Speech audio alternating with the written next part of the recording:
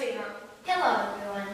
Pozdrav iz Umaga. Greetings from Umag, Croatia. Mi smo u 6. razredu. We are in grade 6. We love English and we love legends. My name is Gaia. I'm Nika.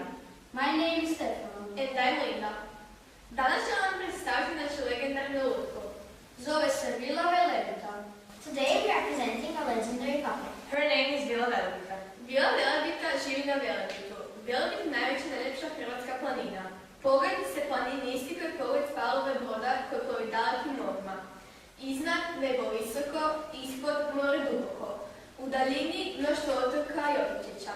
Naša narodna predaja kaže da gore žive vile. Velebit is the largest and the most beautiful mountain range in Croatia. The view from Velebit is spectacular. It's like a view from the sailing ship. There is an immense blue sky above you and the blue crystal clear Adriatic Sea at the bottom. In the horizon you can see many islands. Our mythology says that Vila Velebita lives up there. She is the best known Croatian fairy. Kako izgleda ta vila? Ona je mitka i visoka djevojka, lijepa kao sunce. Leti po Velebitu, skriva se na oblacima i skače preko rijeke i potoka poput crne. She is tall and slim, beautiful like the sun. She flies over the mountains of Velebit, sleeps on the clouds, and jumps across mountain brooks, just like a dove. Ta vila čuva hrabre ratnike, ljude, divne životinje, naše planine i našu domovinu Hrvatsku. Rodila se poput svih drugih vila, u osinjenog crvenog i jesenjeg cvijeta. The fairy guards brave warriors, people, wild animals, our mountains, and our homeland, Croatia. She was born like all the other fairies, from dew collected on the red autumn flower. Ali zašto je ta vila za svoj dom odabrala baš Velebit? Reći ću vam, naša uspjena predaja kaže: duh prirode Velebita je tako lijep da ga ljudi vide kao vilu. Tamo žive medvjedi, vukovi, risovi, tetribi i zmije.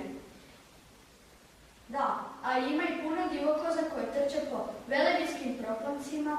Čuo sam da jedan čovjek koji većinu godina provodi na Velebitu razgovara s našom vilom. Inače, na Velebitu i na drugim raznim mjestima postoje druge vile, šumske vile, morske vile, nebeske vile, te gorske vile koje uzoru dolaze piti vodu s planinskih izvora. But why has our fairy chosen Velebit to dwell upon? I'll tell you. Our legend says the spirit of nature in Velebit is so beautiful that people see a fairy in it. You see, there are a lot of beautiful forests and meadows there, revealing flowers of all colors and shapes. Bears, snakes, wolves, grouses, birds, and lynx live there. In order to preserve this pristine nature, Velebit has been turned into a park of nature. Yeah, and there are a lot of mountain goats too, which are amazing rock climbers. I've heard that there is a man that lives in our mountain that talks to our fairy. Besides, there are other kinds of fairies.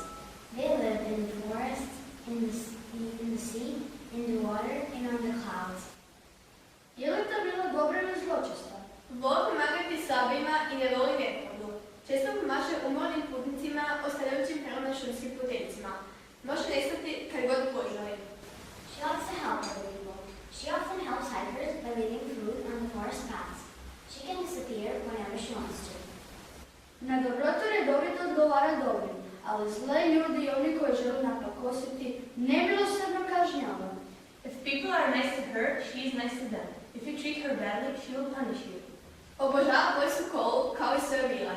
Može se pretvoriti u zmiju, pticu, labuda, pa čak i u staru babu. Ima i krila, ako čuje njezin glas, Nikad ga ne zaboravi.